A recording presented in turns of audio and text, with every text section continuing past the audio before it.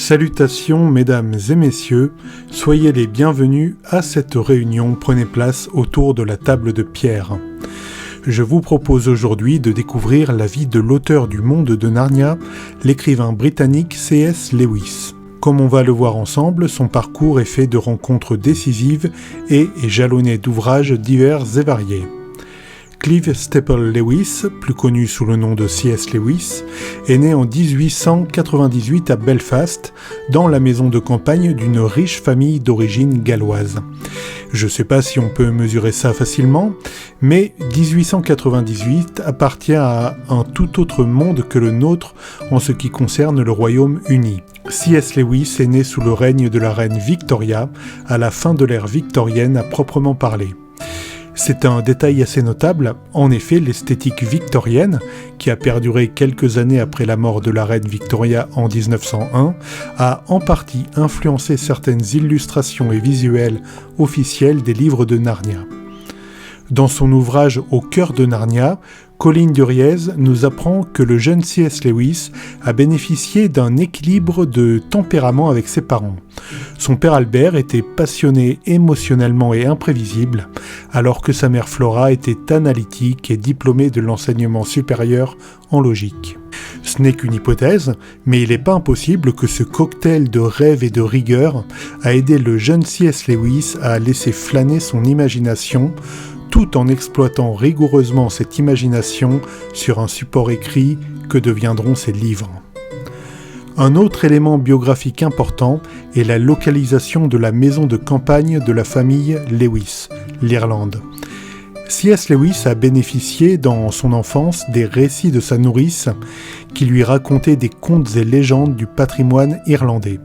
Ces contes et légendes, enracinés dans la culture paysanne locale, seront le terreau des futures histoires du monde de Narnia.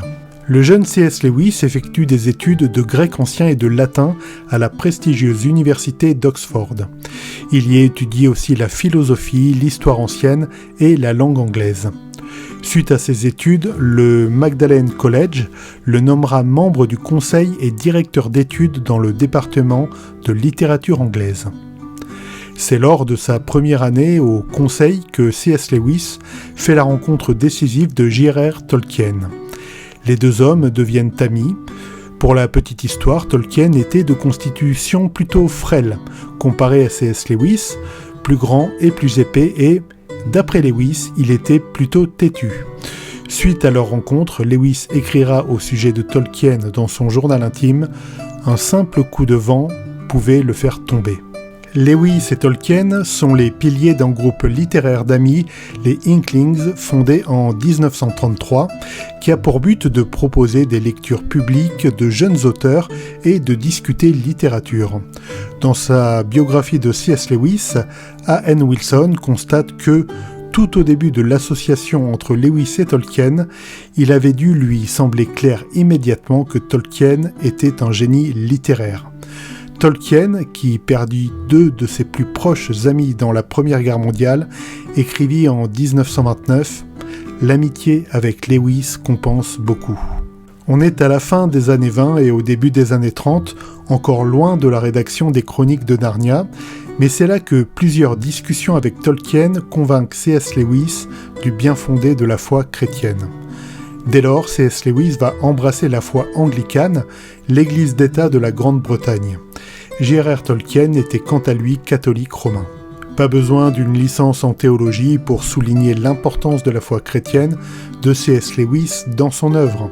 Il va devenir un défenseur farouche de la foi chrétienne à travers des ouvrages qui ont marqué leur époque et continuent encore aujourd'hui d'être lus. Parmi les ouvrages théologiques marquants, on peut citer La tactique du diable, dans lequel Lewis brosse les stratagèmes du malin pour faire chuter l'être humain loin de Dieu. Le récit est vivant et d'une écriture très moderne, je dirais presque scénariste, ce qui en fait encore aujourd'hui un classique du genre.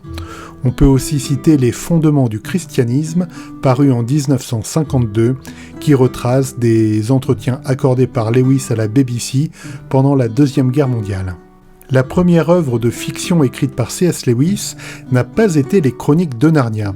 Avant ça, il y a eu un véritable cycle de science-fiction, la trilogie cosmique, parue entre 1938 et 1945.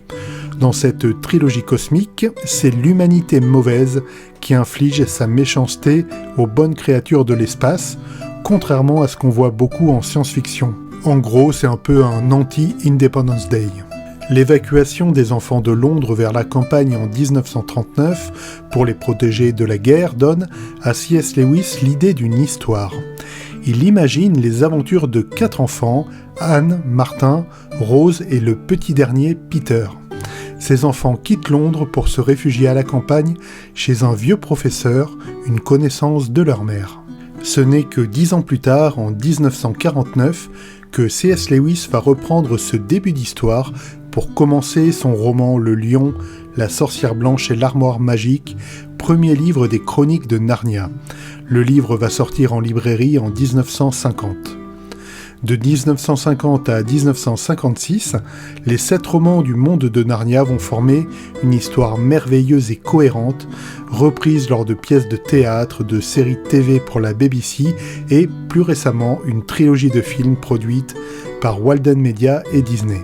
La compagne de C.S. Lewis, la poétesse Joy Davidman, décède en 1960.